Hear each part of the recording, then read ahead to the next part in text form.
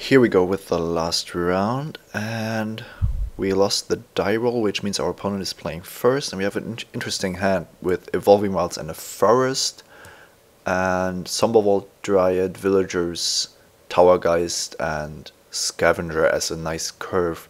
We do have the option to get the island with the wilds to cast the Towergeist, which means that we don't have a swamp at this point. However, we don't have that many black cards anyway, and we are playing 5 swamps and the grotto.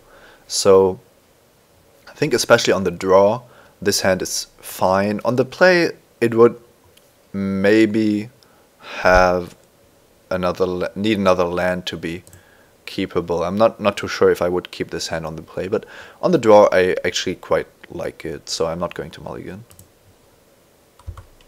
I don't know what my opponent is playing, so I don't know how good the Dryad is going to be, or the Villagers. However, Towergeist is always great, so I kind of like this hand. I think it gives me enough stuff to do in the early part of the game.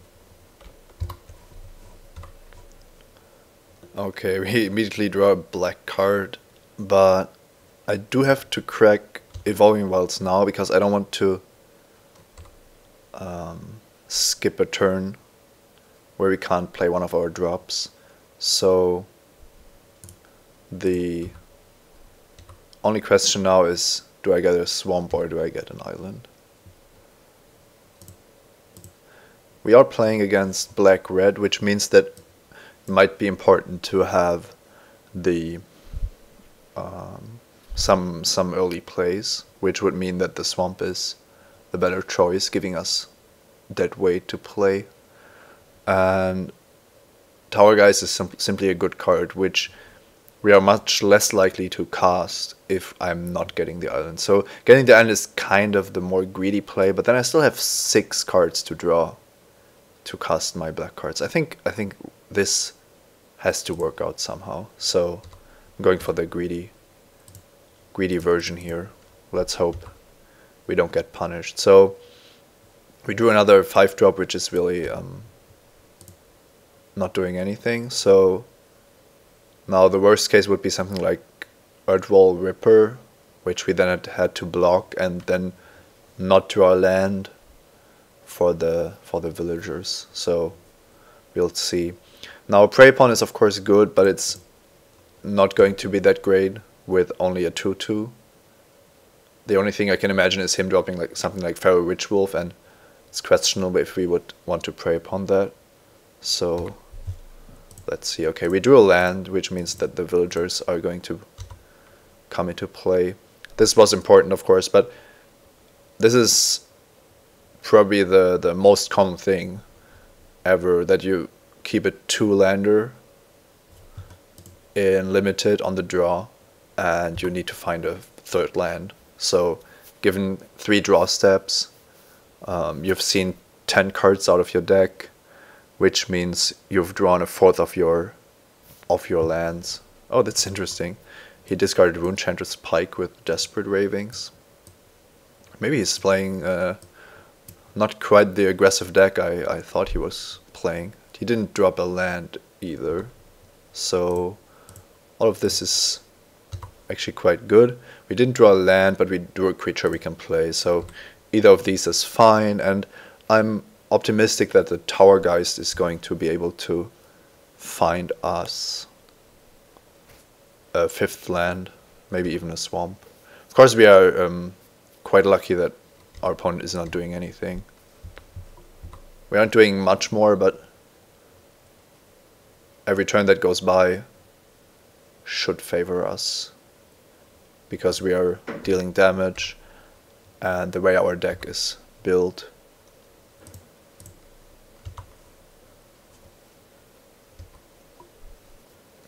Now at some point he's going to find a land, maybe an island, and we're going to have to find out what he's really doing with this deck.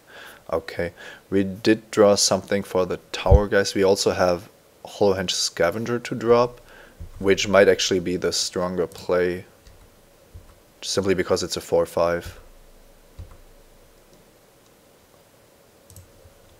I think that seems reasonable. I could even play around Blasphemous Act in a position like this. I think I'm not losing too much else. Okay, this makes me think that he probably doesn't have Blasphemous Act, because otherwise he could have still tried to win with it. Runechanter's Pike, Tribute to Hunger, Desperate Ravings, and Torch Fiend. Okay, I have no clue what to expect, but it doesn't seem like a very aggressive deck, to be honest. However, it could be a deck that generates quite a lot of card advantage, so we'll have to see. Now, against decks like this, Make-A-Wish could be an option. Naturalize, we've seen the Pike. I don't like Grave Purge at all. However, Brainweevil is always a consideration. Now, I don't really want to face the Pike. It could be one of the more dangerous cards in his deck. However, it's quite unlikely that the black-red deck has any other targets. He could have another artifact, which would make Naturalize okay. I don't have any ways to discard it, which is kind of unfortunate. But I think from what we've seen, it's probably a good idea to have the Naturalize in the deck. He didn't drop any creatures, so it's possible that he just had quite a lot of spells in hand. And then Naturalize could mean getting rid of his Runechanter's Pike, which could prove quite important. So I think one of the more defensive cards has to go. Somberwald Spider probably. Naturalize comes in. I'm going to leave the rest as it is. Brainweevil isn't that good if our opponent is playing a lot of spells and keeping a lot of cards in hand. Make-A-Wish could be good, but I want to really know what's going on before making decisions like this. So I'm expecting him to go first again. Yes, he does. And we have a great hand again with the double green. We are missing double black for the Moan, but we have a 2 and a 3 drop. So if we don't draw another Swamp, then we are necessarily drawing some kind of spells. So, okay, Delver of Secrets is a card that makes sense in a deck like his. So that explains Runechanter's Pike and the high amount of instants and sorceries. So he probably kept a hand with red mana and the black for some flashback spells or maybe some removal spells. But he's a blue-red deck that was just missing blue mana in game 1. That's my guess. So Strangleroot Geist can block Delver of Secrets if he doesn't flip anything, but dealing 2 here has to be a good idea, especially because we do want to trade at some point to make the bear 4/4. And of course I have to hope that he doesn't reveal something here, which is always the case against Delver, of course. So I think the most likely reason for his Swamp are Forbidden Alchemy and Fires of Undeath, but maybe also Tragic Slip. It's unlikely that he's splashing for one of the captains because his deck seems so creature light. Whoa, okay, he's a full out Delver of Secret decks, it seems. Which means that I'm just going to attack and hope that they never flip, basically. It's really tough to beat 2 Delvers. And taking out one of the spiders was not the best idea. But we didn't draw the Naturalize, so currently it doesn't make a difference. He uses Thought Scour at his end step. He could have used it after the first Delver showed him what the top card was. But he did get rid of 2 islands, so I suppose that's good for him. This is really looking like a constructed deck right now. Some kind of blue-red Delver. And he's still not flipping, so every turn that goes by is really good for me.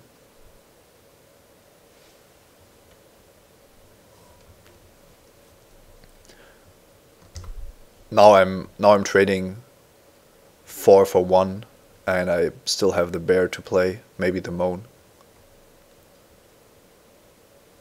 I also still have 2 of my spiders in my deck. Stormbound Geist. It's unlikely that he blocks anything here, which means I need to play the bear just as a 2/2. But I don't see another option. Of course, this is the price of the moan. I don't have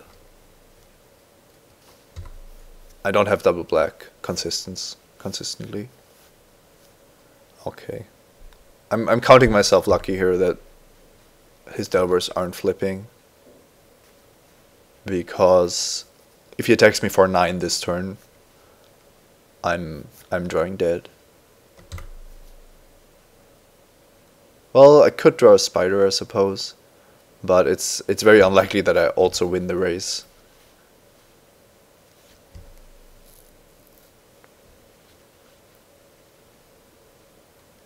Now, if I don't draw a swamp and I don't draw a creature to play, I probably still have to attack with all my creatures, just because I want to get through his defenses. Okay, now Rusted Wolves basically stops all my aggression, and this could be problematic. I might even have to pass the turn. If I drop the Dryad, I could attack next turn with all my creatures, and the wolves are going to eat the villagers, but the rest is going to get through. If I don't drop the Dryad, I can flip the villagers, but this is worse if he flips it back, and it's also worse because I could only attack with the villagers next turn. So, of course, I would have preferred to draw a swamp here, but this will have to do. As I said, it's very likely that I'm just dead now.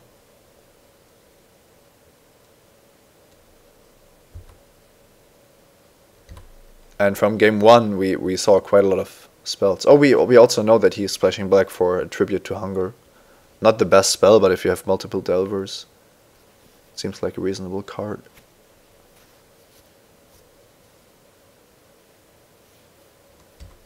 And he does have Forbidden Alchemy as well.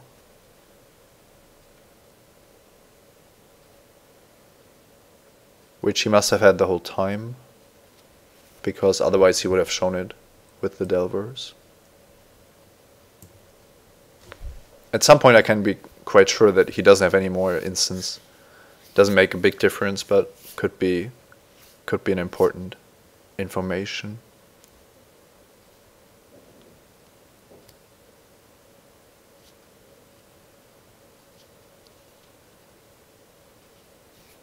So next up, I probably am going to be forced to just attack into his defenses. Did he just get the mountain with the alchemy? We can't be sure, but it seems weird that you don't take Silent Departure. It's possible that he has an expensive spell in hand. Silent Departure would also have been a total blowout. Well, Forbidden Alchemy alone would have allowed him to cast 2 spells, so... Okay, the forest is not what we wanted to see here. We aren't dead on the swing back, so I'm just going for the attack with everything here.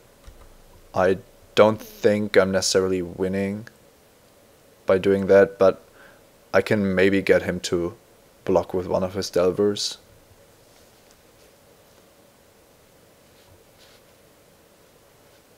Had I drawn the swamp instead of a forest or a shimmering grotto, the additional zombies might have been enough to win the race. And now I can't drop anything, so that's a problem, of course.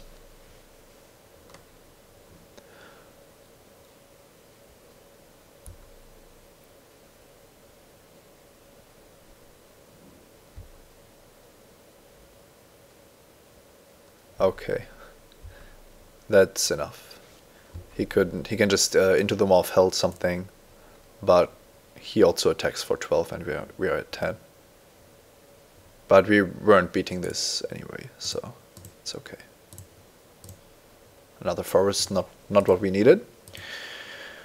Well, the spider has to come back in, of course. That should be obvious.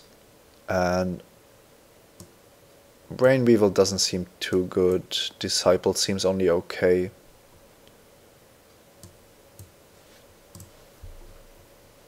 He has the Runechanter's Pike, but hasn't shown anything else. He has Invisible Stalker and at least 3 Delvers. And the rest of his deck is just instant sorceries and yeah, other stuff. So Brain Weevil isn't the greatest. If we are getting attacked by his Delvers, we need to have basically the most aggressive cards and all the spiders we can come up with.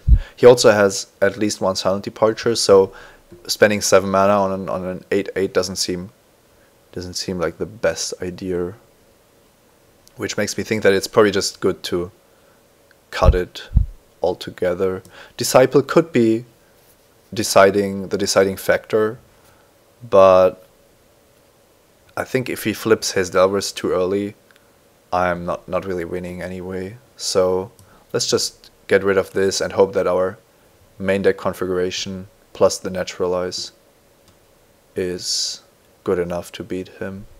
Caravan Vigil is okay, but I don't think it's good enough. So we really need one of our removal spells or a very good curve to beat his deck, and our main deck is built to do that, so let's try it like that. Going to play first. And we do have an early Pilgrim. Naturalize instead of the Monstrosity, which has to be good in this hand. We aren't doing much, but we do have Tracker's Instinct. If we draw an island, we have, well, Island or Evolving Wilds or Shimmering Grotto, we can play Tower Guys. And we do have a Spider to keep his Delvers at bay. I think I'm keeping this. It's also still reliant on drawing another creature, drawing some more lands, but that should work out hopefully.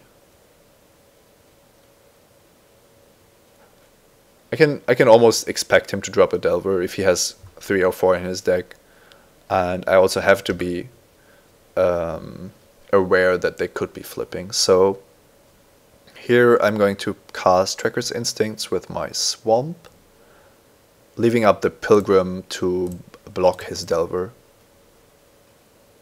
because I think the way I'm winning this game is by taking the least amount of damage, and here Strangleroot Geist does much more for me than the Scavenger, so I can play it next turn if I don't draw an island. Now it's getting interesting,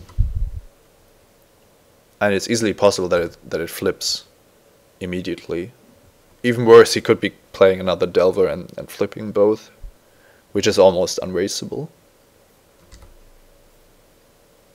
I'm blocking here. I mean, maybe he's afraid of the mana boost I get, but I'm much more afraid of his Delvers. If I draw an island, I now can't cast the Tower Geist next turn, but it's very unlikely that I do. So I think here I want to get rid of the dagger, but I do have a Geist to block his Delver. So in the worst case, he flips and equips, but I don't think I have the luxury to not develop my board. So if he flips, I'm taking 3 damage anyway, with Naturalize not really helping. So let's hope that he doesn't flip here. Okay, that didn't work out. He flips, and now it's possible that he equips the dagger, but then he doesn't play anything else. So there's still a good chance that my Naturalize does something. Of course, if I know that his Delver flips, I prevent more damage by using Naturalize.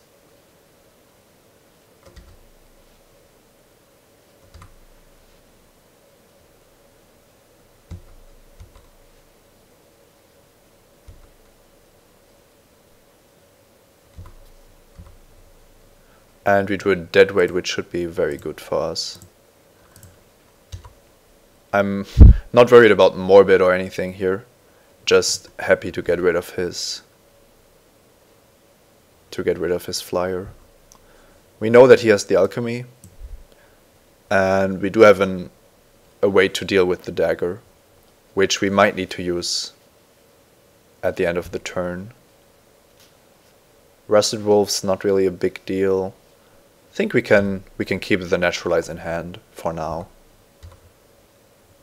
Maybe get him to use up some more of his mana.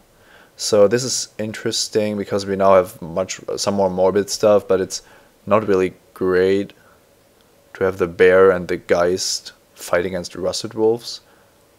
But I'm playing it out. I don't want to attack Strangleroot Geist into Rusted Wolves. Then I wouldn't have a blocker. So I think it's actually fine to do that.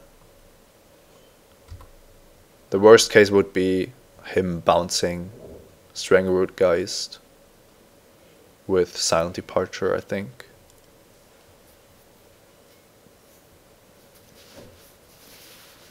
Let's hope that the decision not to destroy the dagger doesn't come back to haunt me.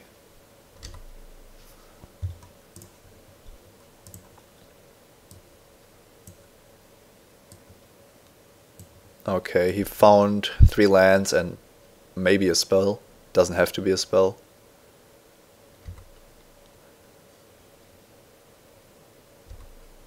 And the question is if he's attacking with the wolves. No, he isn't. So that's good for us, I suppose. We do have the option to drop the Spider here. It still isn't the greatest because we don't have Morbid, but I don't really see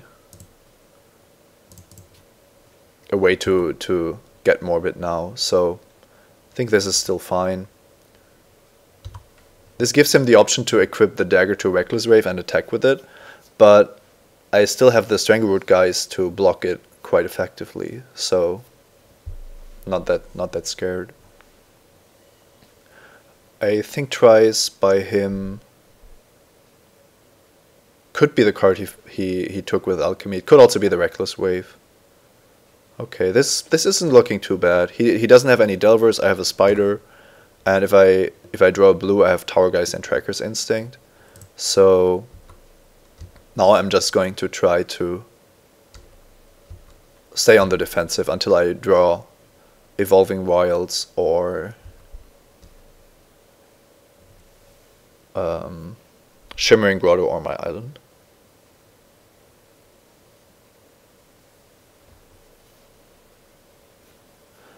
Could have played Naturalize to destroy the dagger, but for me it doesn't make a big difference if the Predator is 1/1 or 3/2. And I'm still hoping that he makes some kind of attack, maybe with the help of the dagger, that costs him a lot of tempo. And the fact that he is now playing the Runechanter's Pike also means that I now have the choice what to destroy with Naturalize. So I am quite happy with my decision there. And it's probably going to be correct to just destroy the Pike now instead of the dagger.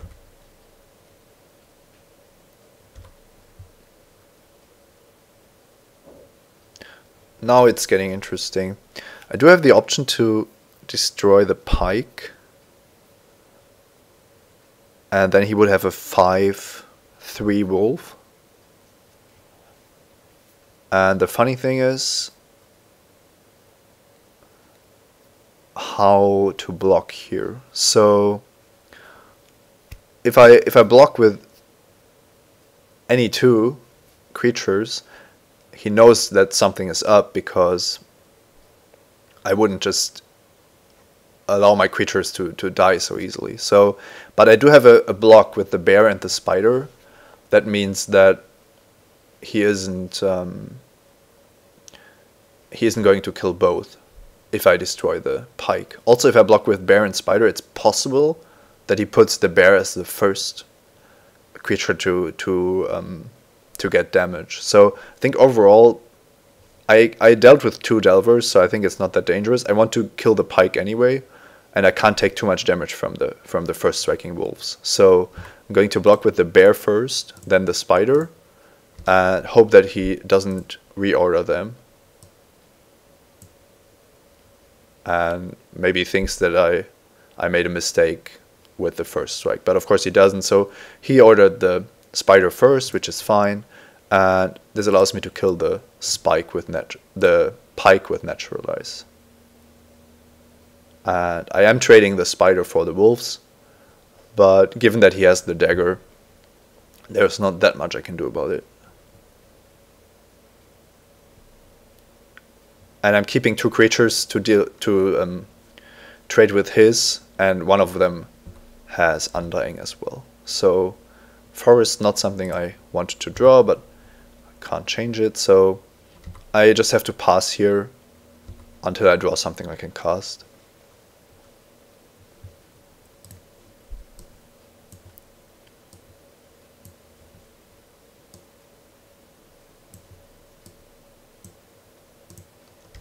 That's a Hellrider.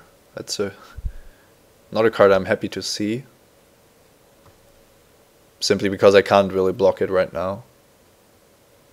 I would have to upgrade my Strangleroot Geist first, but it's possible that I'm just taking too much damage in the process.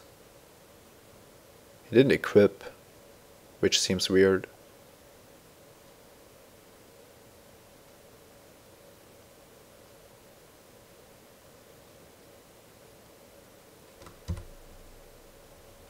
Discarding Invisible Stalker with Desperate Ravings and passing the turn. Yeah, that doesn't seem very good. He gives me lot more options here. Now Ambush Viper is going to be great, and I don't care for his Reckless Waves again. I want to use Ambush Viper to get rid of Hellrider, which is much more important. And it could actually be a very powerful turn for me.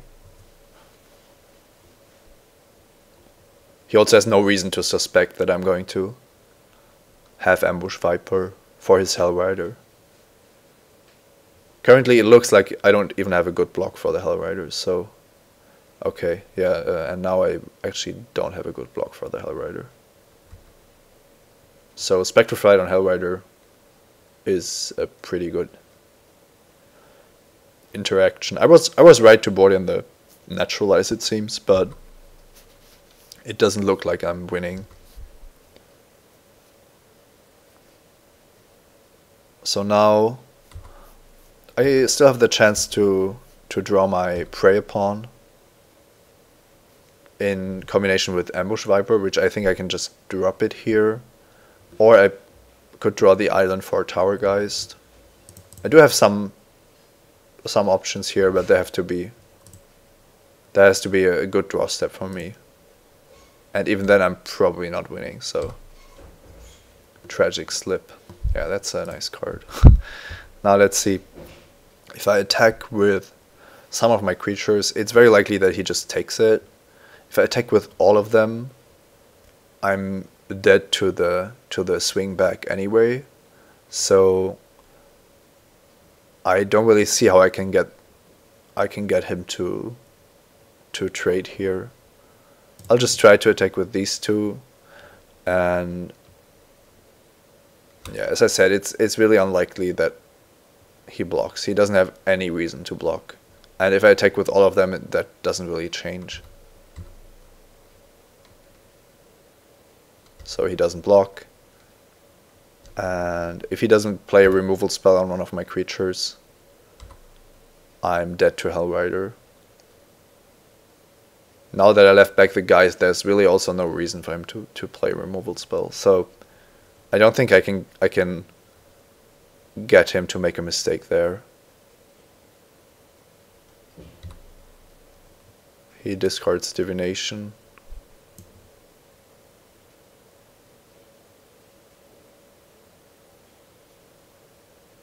And once he passes into his beginning of combat step, I'm dead. Yeah, that's a nice nice Hellrider with quite a lot of good stuff there.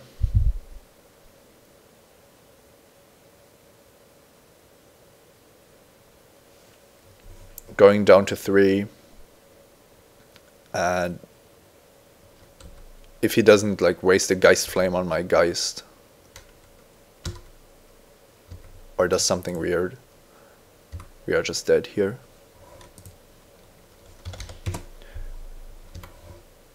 Okay, that was a good game, I think.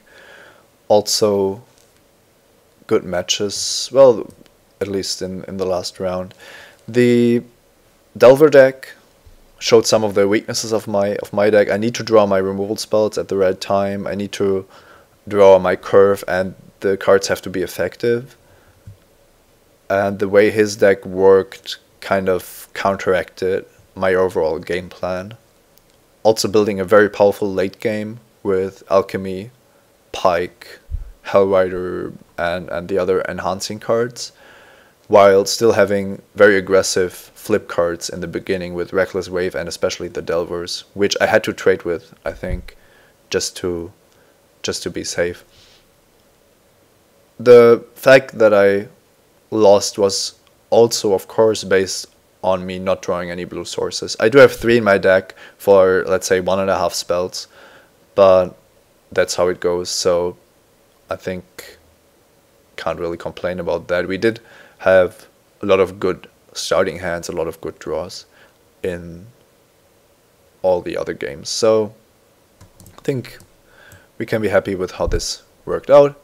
I hope you're enjoying the show.